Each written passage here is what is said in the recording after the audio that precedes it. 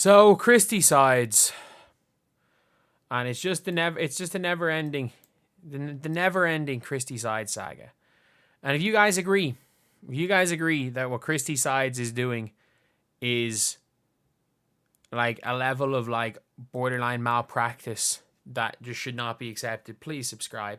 We're trying to hit 28.2 thousand subscribers by the end of the day. We are only 50 off right now. But this is a game where I'm just watching it go on. I'm watching the game go on and I'm like, yeah, Caitlin's ankle is sprained. She's playing well. Kelsey Mitchell's playing well. She's playing well. Caitlin's running the show. Should have 10 assists. Her teammates can't make layups. And you might be saying like, oh, you're just like saying that. No, today was like egregious. This happened like 4 times today.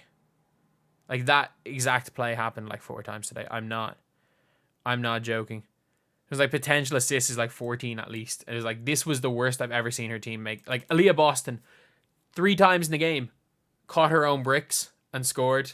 And I'm like, that's 3 assists. And again, it doesn't make any difference to the outcome of the game, no. But for box score watchers, doubles are all that matters, I guess. But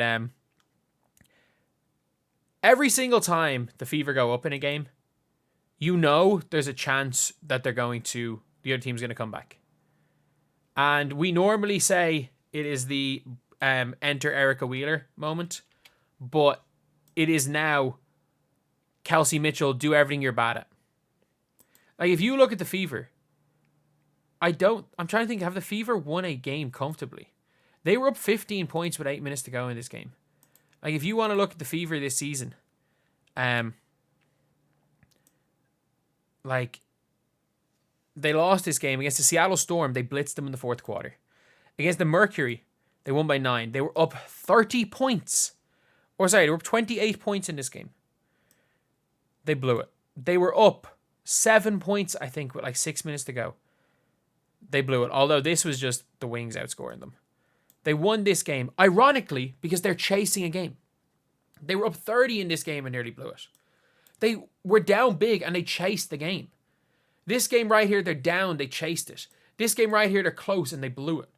Like, you're looking at so many games where they're down and chasing. This game here, 15-point lead blown. This game right here, up near 30 at one stage. They got it back to like 6. You're looking at big lead after big lead after big lead after big lead blown. And what happens? What is the common denominator? You know what's getting the team good looks? When the more the ball is in Caitlin Clark's hands, the more good things happen. And a lot of people are like, oh, she only had 2 turnovers today. The ball wasn't in her hands. And this is the point that I want to make, where it's like, yes, Caitlin Clark has 2 turnovers.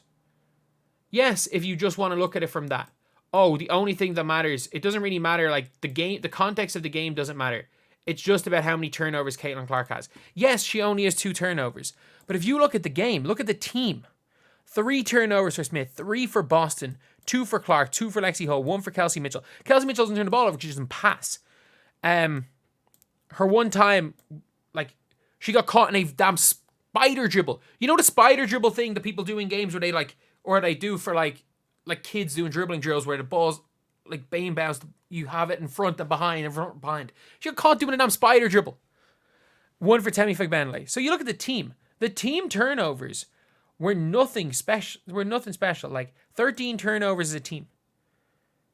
Like when you're looking, I would rather have Caitlin Clark.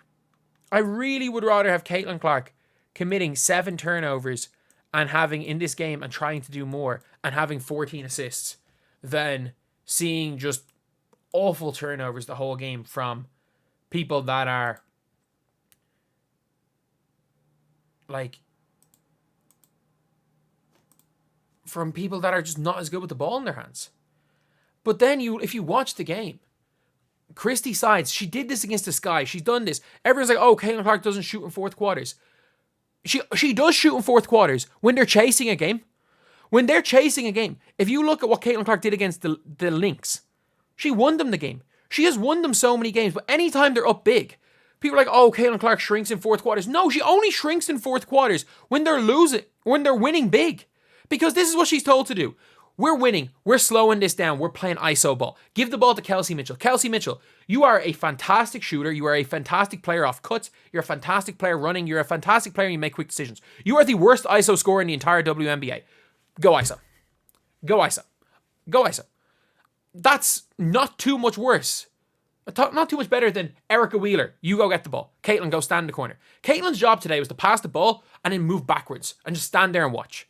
Her job was to stand there and watch Kelsey Mitchell shoot the ball 11 times in the quarter. There was one shot she passed up. The mid-range shot Caitlin Clark passed up. Awful. I don't know what she was doing passed up. She just got scared. I don't know what happened. But that's what happens when you are told to basically do nothing. That was the first time she ran the pick and roll in the fourth quarter.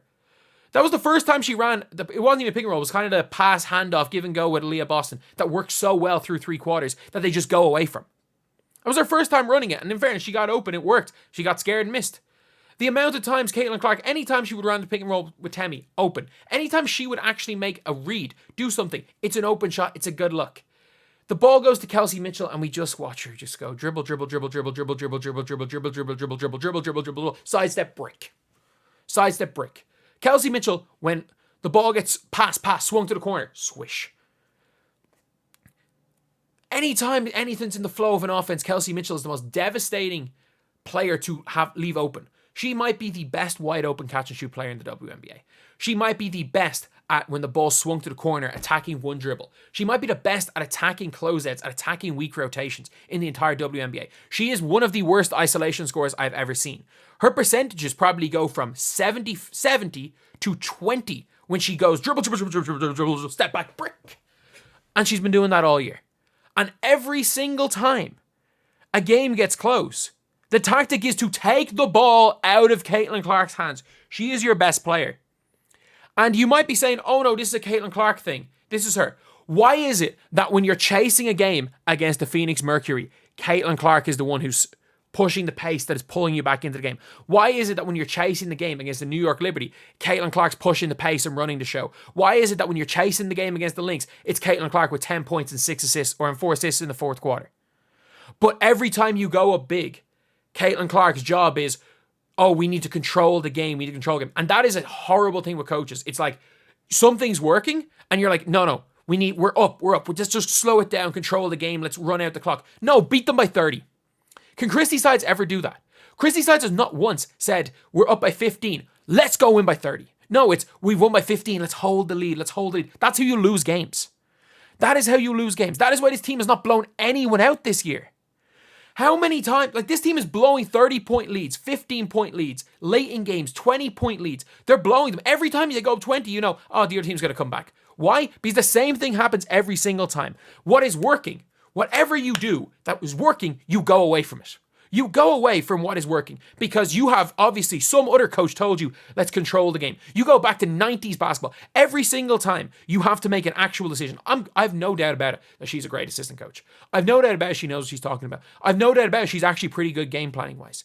But she has so many flaws as a coach. She goes back to all the BS you learn as a coach. She probably tells everyone to put 10 toes to the basket shooting the ball still, which no good shooter other than Klay Thompson and Ryan Anderson have done in the history of the sport. Like, that's probably Christie Sides as a coach. She has literally, if you had a textbook, if you had a video of like a coach from the 1980s, that every single thing, way of teaching basketball from the 1980s has been disproven, that is Christie Sides. Like, it is the dumbest thing you can do, is we are destroying this team. They cannot live with us. So you want to know what we're going to do? We're going to play a style of play that makes it less likely for us to score, which allows them to run the floor, which allows them to get easy looks and allows them back into the game. And she's not done it once. She did it against Phoenix.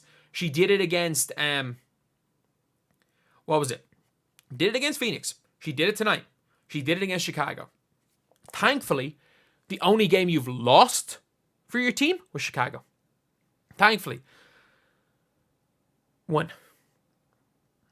You are very, very lucky that you've just about won these games. Because if you lost that Phoenix Mercury game, either of the Phoenix Mercury games from 30-point leads, but we just know it's going to happen. You see them up 15 at the end of the game. People are like, oh, you should be up 30. And it's like, you know they're coming back. Because you know every time the Fever build up a lead, what do? They stop doing what works. Whether that be running the floor, whether that be the two-man game between Caitlin Clark and Leah Boston, whether that be, again, what the two-man game wasn't necessarily working. What was working was the two-man game was forcing the defenders to collapse. The ball would either get kicked to Kelsey Mitchell in the corner, or a lot of the time was swung through Alexi Hull to Kelsey Mitchell. That type of passing, ball movement. What works for you, you go away from. Every single time you have a lead, you either go to Erica Wheeler dribbling the air out of the ball and trying to chuck something up, dump it into Aaliyah Boston and try to let her go 1-on-1 when she's not the best back to the basket big, or Kelsey Mitchell go ISO. Every single time you have a big lead, you go with something that is proven to not work. There was a reason you had won 13 games last year. And not only that, you won 13 games with other teams taking it easy on you. There's a reason the year before you won 5 games. And yet, whenever you have a lead, you go away from the reason why you're a good team this year and you become a 13-win team. When Indiana go up big and Christie Sides tries to she actually coaches basketball out of these players. When Christie Sides takes over, they go from a good team to a team that should be down there with Sparks. And that's the problem. It's not the personnel. Because no team that can come back like this. You might be saying, oh, these players are scared. No. This team, how many times did they come back in games? How many times have they came up so huge in the fourth quarters, late in games? It's not that. There's so many games they've come back. It is being coached out of them. And it's on her. It is on her. Because you can say, because this is the exact way you blow leads is the same every single time. You can say, oh, the players are scared. But we have enough sample size of them coming back from big fourth quarter deficits and coming back like that because these are clutch players. They're just coached by a coach who has no backbone. So scared when they're ahead that instead of trying to win is scared of losing. And that's how you lose.